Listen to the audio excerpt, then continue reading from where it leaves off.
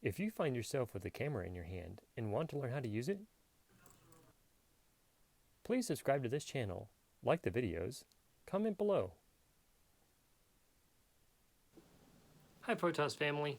This week's challenge is a framework challenge, and I'm going to be going over this piece of paper that I've created for you as the way that you can input your data information and know exactly where you're going and how to work with it. So the challenge for this week is go download the PDF, the Excel, or the Mac format numbers, whatever works best for you so that you can use this as we go through it. And I'm going to be talking about how it's designed and set up. Use this, adapt it for whatever you need to, but this is the framework that I use in my mind and helps me achieve a better end result. We are starting out with ISO so that we know exactly the ratio of contrast and whether we're going to be dealing with grain, and so we need to add more light so that the ISO is not causing issues, that we have just what we need. ISO is the primary setting for what we use in the term of contrast. The lower your ISO number, such as 125, 160, or even as low as 100, is going to give you the greatest amount of contrast. So the dark shadows are going to be blacker. The highlights of your area closest to or most directly reflecting the light that you are using, whether it be ambient light or studio strobes, they're going to be whitest, and that sets your ratio of how contrasted your photograph is, from however dark the shadows are to however overlit the highlights are. Your shutter speed is also going to affect contrast, and that's why contrast here in this large box is part of these two settings of your camera, ISO and shutter speed. Shutter speed does not alone create or cause that contrast. It does, however, affect contrast. ISO is really what sets your contrast, and so that's why up here in a little description out here next to contrast, I write that ISO sets contrast, but shutter speed fits within the contrast. So shutter speed is the detail which helps allow that contrast to be seen, but it does not either or should not be allowed to overcompensate and wash out the details of what your ISO is setting for contrast.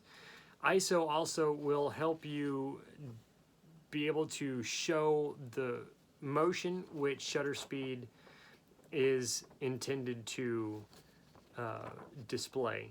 So that's why they work together, and that's why they are grouped together in contrast. They work together.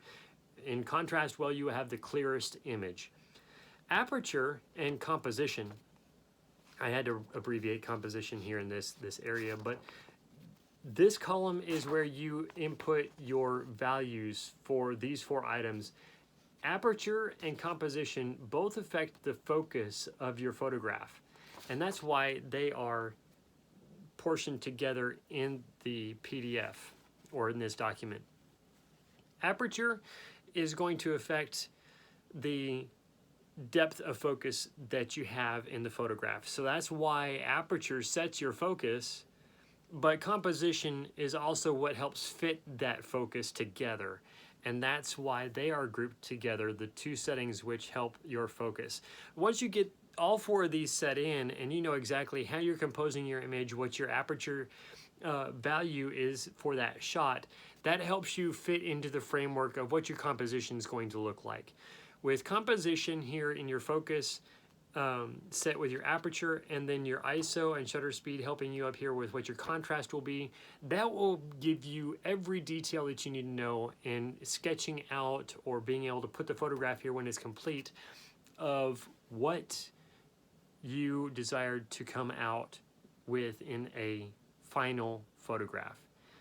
Those important pieces are how our framework is put together, And I want you to be able to make this framework yours. I'm not saying you have to accept everything I put there, but the basics of the four settings that you input the values for and how those two affect the contrast and the focus to give you your image in final, I hope is a valuable thing for you. And those principles are something I believe you should be paying attention to as you work out what best format fits your thought process to be able to create that photograph you want to create in a most efficient manner.